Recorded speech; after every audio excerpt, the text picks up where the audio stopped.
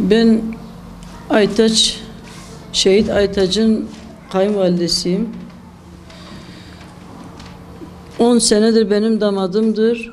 Ben bir gün ondan kırılmadım. Bir gün onun sözü bana dokunmadı. Biz ondan memnunuz. Allah peygamber ondan memnun olsun. Ayrıyeten İslam'a, Kur'an'a adanmıştı.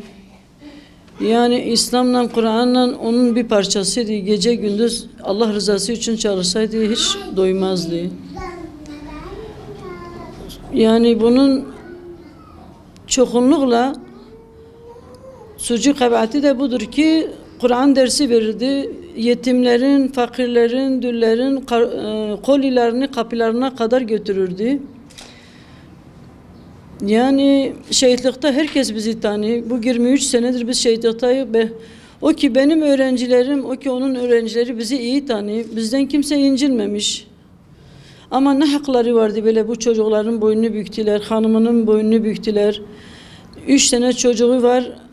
Ayrıyeten hanımı hamiledir, 8 aylık hamiledir. Yani bu şeyi hak etmemişti ki bu zalimler bu şeyi yaptılar. Hatta yani onun ben Kur'an kursuna gittiği zaman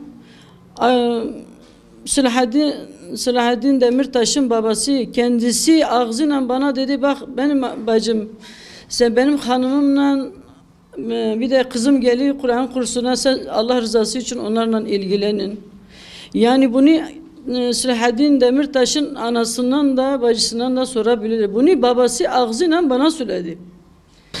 Bu Demirtaş'ın annesinden gitsin sorsun. Yani Kur'an dersi aldığı zaman da gitsin sorsun, acaba bizden yani bir zarar gördü mü? Ne hakları vardı ki benim damadımı vurdular, benim torunlarımı yetim koydular, çocuklarının boynunu büktüler, hanımının boynunu büktüler. Ne hakları vardı bunda? Allah-u Teala onun çocuklarını da yetim bıraksın. Selahaddin Demirtaş'ın çocuklarını da yetim bıraksın. O Selahaddin Demirtaş nasıl bir köpekti, kendi gibi köpeklere de benim damadımı vurdurdu. 20 kişi benim damadımı şehit ettiği zaman kamera gürültüleri vardır. Polisler müdahale etmemiş. Niye o gürültüleri ortaya çıkarmıyorlar? Niye katilleri yakalamıyorlar? 20 kişi bir kişiyi şehit etmesi gerek, daha da onlar mücadele edeydiler. Polisler de kameralarla ilgileneydiler. Niye böyle yapıyorlar? Benim damadım Yasin Bürü'nün hocasıydı.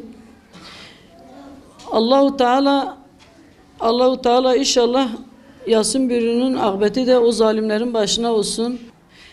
Bu çocuklarını da birer Yasin birer Aytaç olarak onları yetiştireceğim.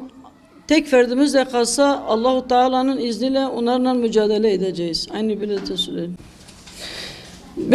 Benim isteğim gençlerden vardır ki Yasin Bürü'nün, Aytaç Baran'ın, damadımın davasını devam etsinler. Hiçbir zaman ancak Allah'tan korkuyor, hiçbir zalimlerden de korkmuyor. Seti vardı. Dedi Mardin Kapı Mazarlığı'na beni, yani daha hele yani çok önceden de söyledi. Dedi beni Mardin Kapı Mazarlığı'na beni gömersiz, şehitlerin yanına gömersiz. Biz oraya niyetlendik ki gittik baktık orası olmadı. Yani bu sefer karar verdik Yeniköy Mazarlığı'na.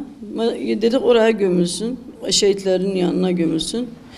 Biz gitmeden bizden önce orada kazmışlar, hazırlamışlar. Biz bilmiyoruz ne zaman hazırlamışlar. Acaba şehit etmeden önce mi sonra mı biz bilmiyoruz. Ne zaman kazmışlar, ne zaman hazırlamışlar. Şehit Yasin'in mazarının yanında kazmışlar, hazırlamışlar. Planlı bir şekilde hazırlamışlar. Allahu Teala onları kahhar ismiyle kahretsin. Onların çocukları da yetim kalsın. Allahu Teala'nın haberi her yerden var. Hiçbir zaman maksatlarına inşallah ulaşmazlar.